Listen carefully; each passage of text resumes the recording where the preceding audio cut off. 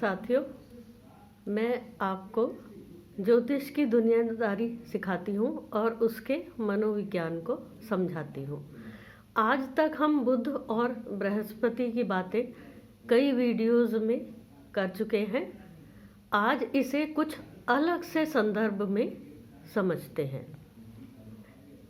बचपन से निकलकर जब यौवन में प्रवेश करते हैं तो बहुत सारे परिवर्तन हम में होते हैं। शरीर बदलता है, सौंदर्य बदलता है, जीने का ढंग बदलता है, दायरा बदलता है। जो बाह्य रूप से हमें दिखता है और व्यक्ति स्वयं को दर्पण में देख स्वयं पर मुग्ध होता है, पर कुछ अंदर भी होता है, वो परिवर्तन ज़्यादा बड़ा होता है। बाल मन का स्थान अब युवा बुद्धि ले रही होती है। कुछ निरे बुद्धू कहलाने लगते हैं और कुछ बहुत चालाक। ऐसा नहीं कि बहुत चालाक बचपन में नहीं थे, यानी चंद्रमा के अवस्था में। ऐसा नहीं है कि उस समय बुद्धि नहीं थी, ऐसा बिल्कुल भी नहीं है। उस समय भी बुद्धि होती है, क्योंकि लिपि भी बुद्ध ही है और हम उस समय अक्षर ज्ञान से जीवन की शुरुआत करते हैं, जो बुद्ध है। दूसरा, उसका उपयोग। आपने देखा होगा कुछ बच्चे बहुत शांत होते हैं, अपने ही धुन में उठ बैठ, चलना फिरना और करतब करते रहते हैं। कुछ खिलौनों से, कुछ परिवार के अन्य बच्चों के साथ हल्ला गुल्ला और खेल कूद में लगे रहते हैं, पर कुछ की बात अलग होती है। जैसे अपने ही संग खेलते बच्चों को मार देंगे, उनके कपड़े खींच लेंगे, गुत्थम गुत्था करेंगे, गिरा देंगे, हाथ से खिलौना यहाँ तक कि दूध की शीशी भी छीन लेंगे। यानी जो मन में आता है वो करते हैं।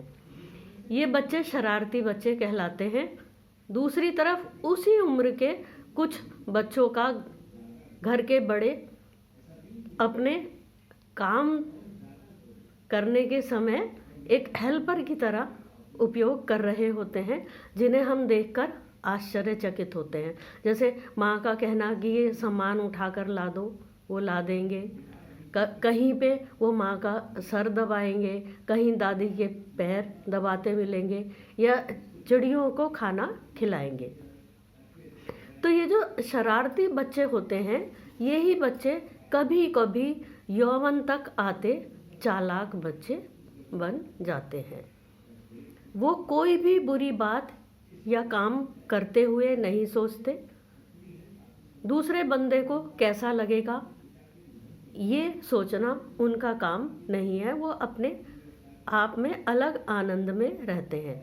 उन्हें आनंद आता है किसी की किताब फाड़ देने में, किसी का टिफ़िन खा लेने में, किसी के कपड़ों पर इंक डाल देने में, या ब्लेड से जिल्द फाड़ देने में। आपने भी स्कूल में इस तरह की शरारतें देखी होंगी या झेली होंगी।